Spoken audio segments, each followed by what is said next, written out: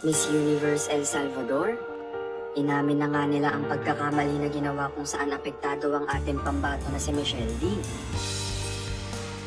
Tila PIA Words Pack moment ang nangyari, pero nasa negative side ang Philippines, na nagpaasa sa maraming fans, Pinoy, at mga nagmamahal kay Michelle D. Ano nga ba ang pagkakamali na ginawa ng Miss Universe El Salvador Organization sa nangyaring prestihiyosong patimpalak?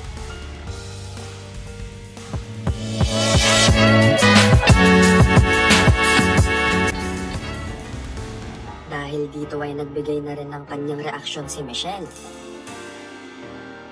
matapos makarating sa kanya ang paghingi ng paumanhin ng Miss Universe El Salvador Instagram page. Anya, wala raw sanang lugar para sa pagkakamali, pero hindi raw perpekto ang mundong ginagalawan natin. There should be no room for error, but the reality is that we live in an imperfect world.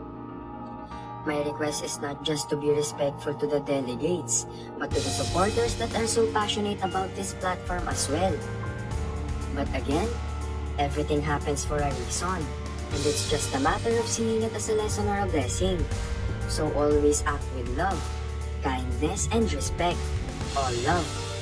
My thoughts on the viral post earlier today.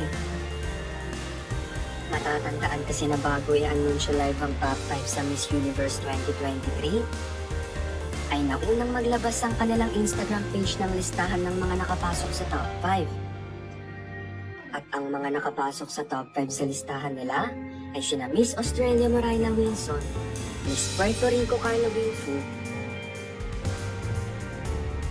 Miss Nicaragua Shaynes Palacios, Miss Philippines Michelle D, at Miss Colombia Camila Avella. Kaya inakala ng mga Pinoy ay makakahawak ng mic para sa Q&A ang ating pambato. Pero labis na nadismaya ang marami ng i-anunsyo na.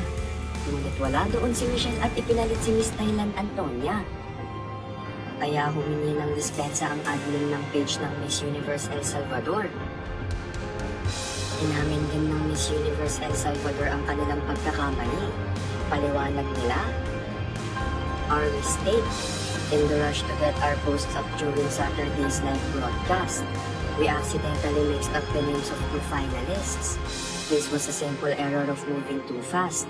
We heard the same results live at the same time that you all did. No special access over here. We're sorry to both finalists. Tila sinabi ng mga ito na wala naman talaga sa top 5 ang Philippines. Nagkamali lang sila ng naipost.